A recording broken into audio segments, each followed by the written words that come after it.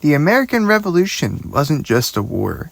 It was the result of years of rising tensions between Britain and its American colonies. In this 3-part series, we're going to break it all down. How it started, how it was fought, and how the United States was born. Welcome to Part 1, The Road to Rebellion. Let's rewind to the 1760s when everything started to fall apart. After Britain won the French and Indian War, King George III issued the Proclamation of 1763, which banned colonists from settling west in the Appalachian Mountains. Sorry if I butchered that, I probably did. The goal? Keep peace with Native Americans. The reaction? Furious colonists who fought for that land and were now being told they couldn't use it. Wars are expensive, and Britain was in debt. Deep debt. Their solution? Tax the colonies. But here's the problem. Colonists had no say in Parliament. This led to the infamous phrase, no taxation without representation. First came the Sugar Act, taxing imported sugar and molasses. It hit merchants hard, but most colonists didn't feel the impact just yet. Then came the Stamp Act of 1765, which taxed newspapers, legal documents, even playing cards. This one sparked outrage. Colonial leaders formed the Stamp Act Congress, and protests broke out across the colonies. The resistance worked. Britain repealed the Stamp Act in 1766, but they weren't done yet. In 1767, Britain introduced the Townshends Acts, taxes on everyday goods like glass, paper, and tea.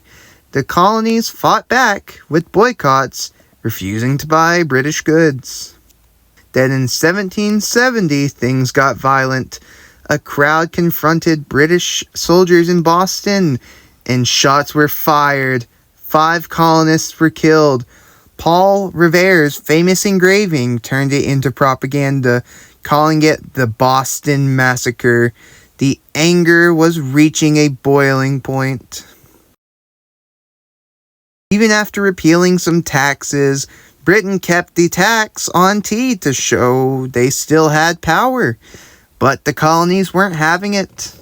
On December 16th, 1773, a group called the Sons of Liberty boarded British ships and dumped 342 chests of tea into the Boston harbor. This act of defiance became legendary. Britain responded with the Intolerable Acts, punishing Massachusetts by closing Boston Harbor and taking away self-government, instead scaring the colonies. This united them further. In 1774, representatives from 12 colonies met in Philadelphia for the First Continental Congress. Their goal?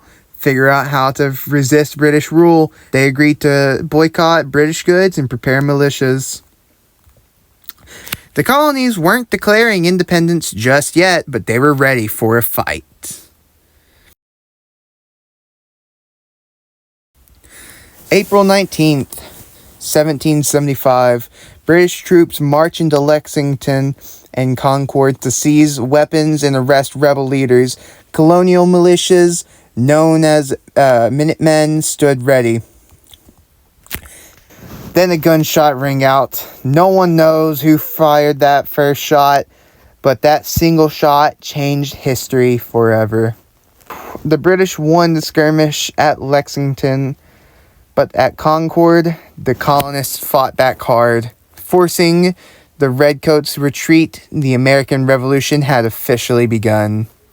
And just like that, war was here. But how did colonies turn a ragtag militia into a fighting force that could take on the British Empire. That's what we'll cover in part 2. So make sure to like and subscribe and hit that bell so you don't miss it. This is your local history guy, and I will see you in the next one.